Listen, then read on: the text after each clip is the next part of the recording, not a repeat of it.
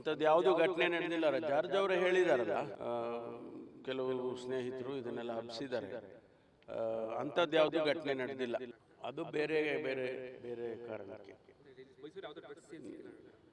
ಯಾವುದು ಡ್ರಗ್ಸು ಇವಾಗ ನಿನ್ನೆ ಏನು NCBನವ್ರು ಬಂದು ವೆರಿಫೈ ಮಾಡಿದ್ದಾರೆ. ಅಲ್ಲಿ ಯಾವುದೇ ಡ್ರಗ್ಸಿಗೆ ಸಂಬಂಧಪಟ್ಟಂಥ ರಾ ಮೆಟೀರಿಯಲ್ಸ್ ಆಗಲಿ ಡ್ರಗ್ಸ್ ಆಗಲಿ ಸಿಗಲಿಲ್ಲ ಅಂತ ಹೇಳಿ ಅದ್ರ ಬಗ್ಗೆ ಇನ್ನೂ ಯಾವುದೇ ರೀತಿಯ ಮಾಹಿತಿಗಳು ನಮಗೆ ಸಿಕ್ಕಿಲ್ಲ. ಮಹಾರಾಷ್ಟ್ರ ಸರ್ಕಾರ SIT ಕಾನ್ಸ್ಟಿಟ್ಯೂಟ್ ಮಾಡಿದ್ದಾರೆ. SIT ವರದಿ ಬರೋವರೆಗೂ ನಾವು ಕೂಡ ಏನು ಹೇಳಕ್ಕೆ ಬರೋದಿಲ್ಲ. ನಮ್ಮವ್ರು ಯಾರು ಅದರಲ್ಲಿ ಇನ್ವಾಲ್ವ್ ಆಗಿಲ್ಲ. ನಮ್ಮ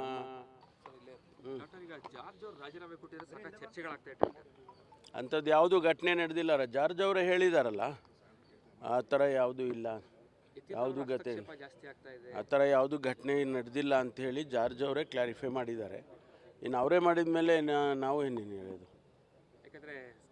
ನಾವು ಇದೆಲ್ಲ ಸ್ಪೆಕ್ಯುಲೇಷನ್ಸು, ಬೇರೆ ಬೇರೆ ಕಾರಣಕ್ಕಾಗಿ ನಮ್ಮ ಕೆಲವು ಸ್ನೇಹಿತರು ಇದನ್ನೆಲ್ಲ ಹಬ್ಬಿಸಿದ್ದಾರೆ. ಅಂಥದ್ದು ಯಾವುದು ಘಟನೆ ನಡೆದಿಲ್ಲ.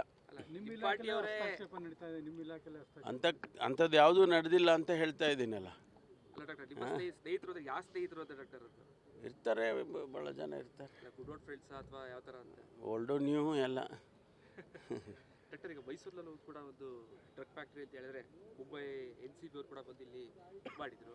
ಅವರು ಈ ಫಾಲೋ ಅಪ್ ಕೇಸಸ್ ಅಂತ ಇರುತ್ತೆ.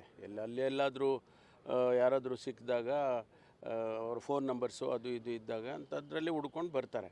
ಆ ರೀತಿ ಬಂದಿದ್ದಾರೆ. ಬಟ್ ಇಲ್ಲಿ ಏನು ಅವರಿಗೇನು ಯಾವುದೇ ಡ್ರಗ್ಸನ್ನು ಮ್ಯಾನುಫ್ಯಾಕ್ಚರ್ ಮಾಡ್ತಕ್ಕಂಥದ್ದು ಯಾವುದೇ ವಸ್ತುಗಳು ಅಲ್ಲಿ ಇಲ್ಲ. ಫಿನೈಲ್ ತಯಾರು ಮಾಡೋದಕ್ಕೆ ಅವರು ಕೆಲವು ರಾ ಮೆಟೀರಿಯಲ್ಸ್ ಇಟ್ಕೊಂಡಿದ್ರು ಅಂತ. ಡ್ರಗ್ಸಿಗೆ ಸಂಬಂಧಪಟ್ಟಂಥ ರಾ ಮೆಟೀರಿಯಲ್ಸ್ ಯಾವುದೂ ಇಲ್ಲ. ಆಮೇಲೆ ಅವರು ಬೇರೆ ಇನ್ನೂ ಅವರೇನೋ ರಿಲೇಟಿವ್ಸ್ ಅಂತ, ಅಲ್ಲಿದ್ದವರು ಏನೋ ರಿಲೇಟಿವ್ಸ್ ಅಂತೇಳಿ ಫಾಲೋಅಪಿಗೆ ಬಂದಿದ್ದಾರೆ.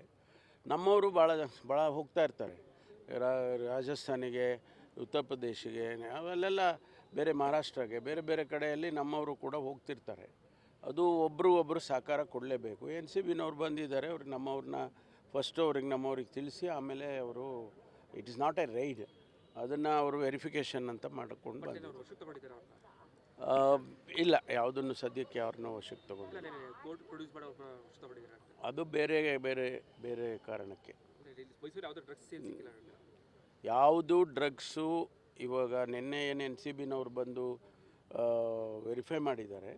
ಅಲ್ಲಿ ಯಾವುದೇ ಡ್ರಗ್ಸಿಗೆ ಸಂಬಂಧಪಟ್ಟಂಥ ರಾ ಮೆಟೀರಿಯಲ್ಸ್ ಆಗಲಿ ಡ್ರಗ್ಸ್ ಆಗಲಿ ಸಿಗಲಿಲ್ಲ ಅಂಥೇಳಿ ನಮಗೆ ನಮ್ಮ ಅಧಿಕಾರಿಗಳು ಹೇಳಿದ್ದಾರೆ. ಅದರಿಂದ ಇದು it is not related to drugs. ಈಗ ಪಾಕಿಸ್ತಾನ ಜಿಂದಾಬಾದ್ ಕೂಗಿದಂತಹ ಕೇಸ್ಗಳು ಇಲ್ಲೂ ಕೂಡ ಇತ್ಯರ್ಥ ಆಗ್ತಾ ಇಲ್ಲ ಅಂತೇಳಿ ವಿರೋಧ ಪಕ್ಷಗಳು ಸಾಕಷ್ಟು ಮಾಡ್ತಾರೆ. ಹೌದು, ಸದನದಲ್ಲೂ ಕೂಡ ಅದನ್ನು ಪ್ರಶ್ನೆ ತೆಗೆದಿದ್ದಾರೆ.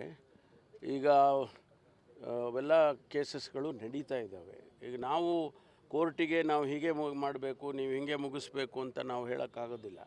ಕೋರ್ಟ್ ಏನು ತೀರ್ಮಾನ ಮಾಡುತ್ತೆ, ಯಾವಾಗ ತೀರ್ಮಾನ ಮಾಡುತ್ತೆ, ಅದು ಅವರಿಗೆ ನಾವು ಒತ್ತಾಯ ಮಾಡ್ಬೋದು. ನಮ್ಮ ಅಡ್ವೊಕೇಟ್ಸು ಹೇಳ್ಬೋದು, ನಮಗೆ ಬೇಗ ಡೇಟ್ ಹಾಕ್ಕೊಂಡು ಮುಗಿಸ್ಕೊಡಿ ಅಂತ ಕೇಳ್ಬೋದು. ಆದರೆ it is left to the honourable court. 400 ಕೋಟಿ ಪ್ರಕರಣ ಏನಾಗಿದೆ ಸರ್?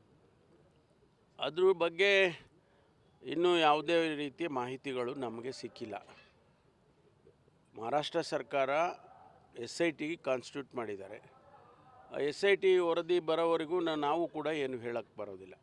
ನಮ್ಮವ್ರು ಯಾರು ಅದರಲ್ಲಿ ಇನ್ವಾಲ್ವ್ ಆಗಿಲ್ಲ. ನಮ್ಮ ಪೊಲೀಸ್ನವರು ಬೆಳಗಾಂ ಜಿಲ್ಲೆಯಲ್ಲಿ ಏನೋ ಅವರು ಬಂದಿತ್ತು, ಅಲ್ಲಿ ಇದು ಮಾಡ್ಕೊಂಡು ಹೋದರು ಅಂತ ಹೇಳಿದರು. ಅವ್ರು ಯಾರು ನಮ್ಮ ಅಧಿಕಾರಿಗಳಾಗಲಿ ನಮ್ಮ ಸಿಬ್ಬಂದಿಯವರು ಯಾರು ಕೂಡ ಅದರಲ್ಲಿ ಭಾಗಿಗಳಿಲ್ಲ ಅಂಥೇಳಿ ಬಂದಿದೆ.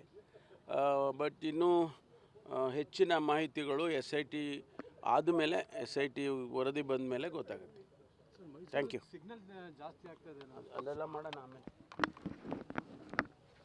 ಹೆಚ್ಚಿನ ವಿಡಿಯೋಗಳಿಗೆ ಪ್ರತಿಧ್ವನಿ ಯೂಟ್ಯೂಬ್ ಚಾನೆಲ್ ಸಬ್ಸ್ಕ್ರೈಬ್ ಮಾಡಿ, ಬೆಲ್ ಐಕಾನ್ ಕ್ಲಿಕ್ ಮಾಡಿ.